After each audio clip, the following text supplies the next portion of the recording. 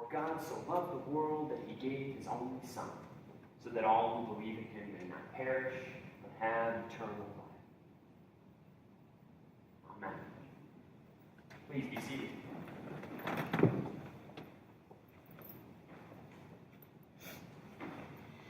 This Sunday in Lent, I wanted to speak to you all about death and mortality. So, light topics. But if we're not going to talk about it during Lent, then when are we going to? Particularly, I wanted to talk about how we as a community respond to death, dying, and mortality. What our response is and why that's important. There is a young man in East Nashville, Tennessee. His name is Matt Lovell. If any of you remember from the news, back in 2012, Matt Lovell was shot one day, and he survived being shot, but was left with a kind of post-traumatic stress. Here he had just been the random target of an act of violence, and it was the randomness as much as anything that had given him this post-traumatic stress. He no longer felt safe anywhere. He didn't know why this would happen, why he would be targeted, why he would be picked. It wasn't just Matt that was suffering from the post-traumatic stress. His whole community was.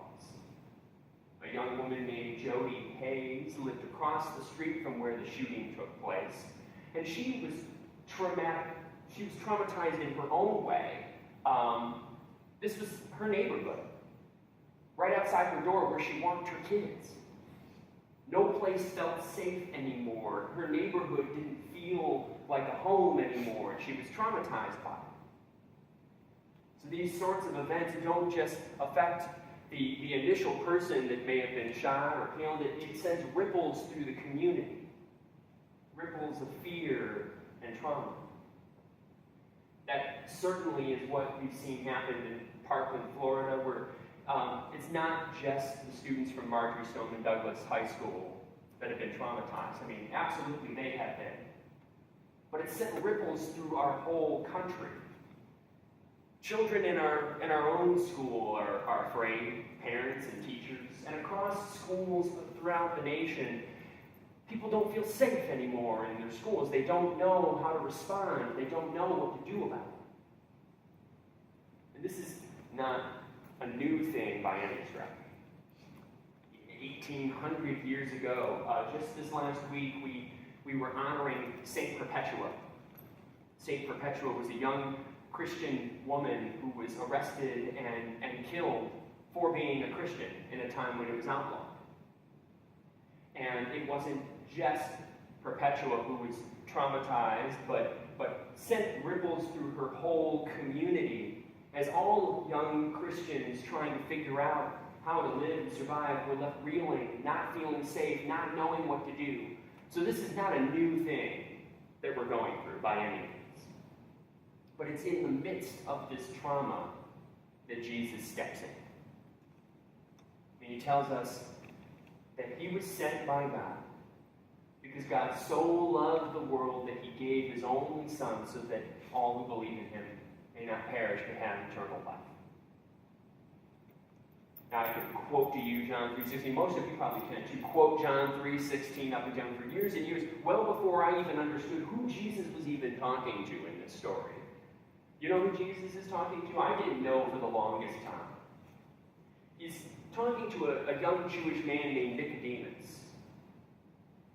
Nicodemus, a young man who knows that Jesus was sent by God, but he's trying to understand why, what this is all about, how to make sense of how he should respond to this world.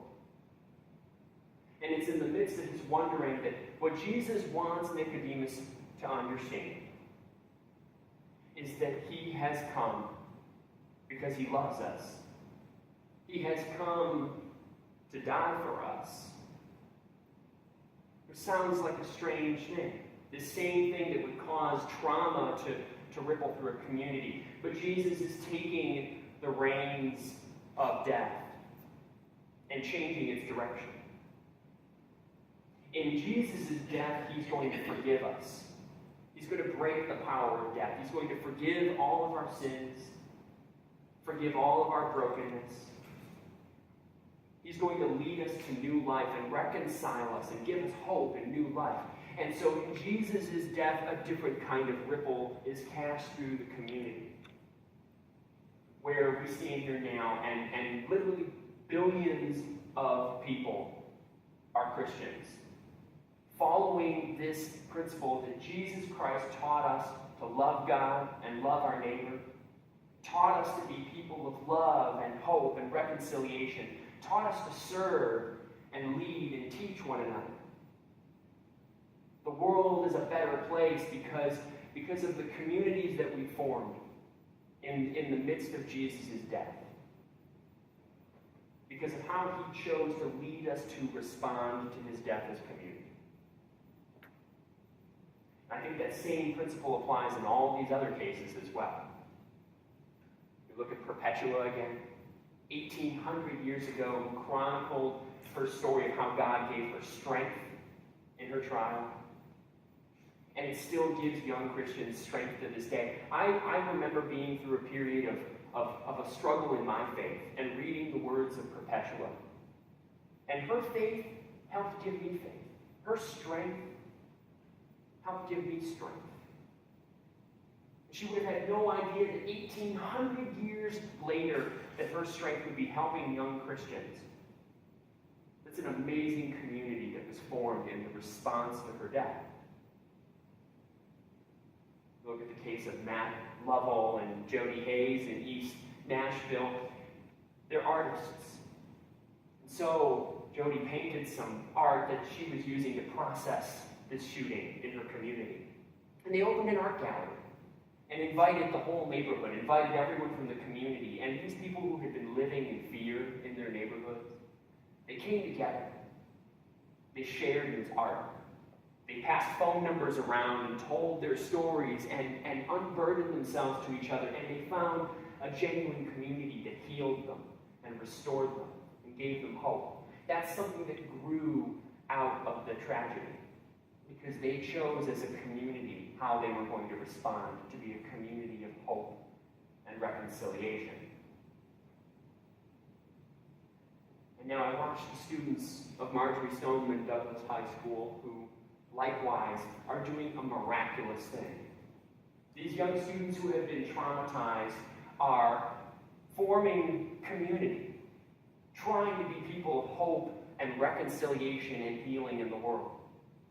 They're looking at their leaders and they're calling them to account and saying, make our schools safer, make our world safer, take care of us.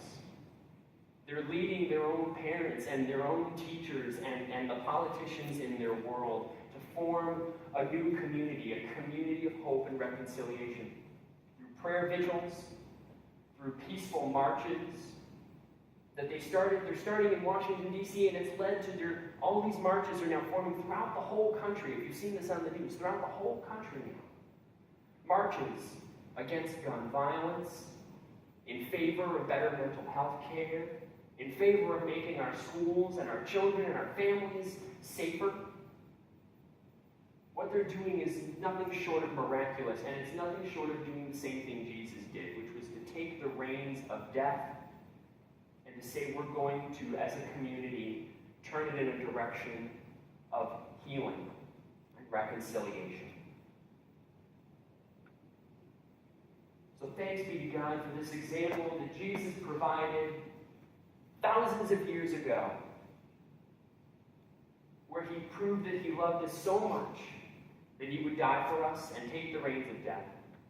And thanks be to God for the generations of Christians who have led us, and even young children leading us today, to how we as a community can look at the face of death and say, how can we rebuild to be people of hope and reconciliation in this world? Thank you.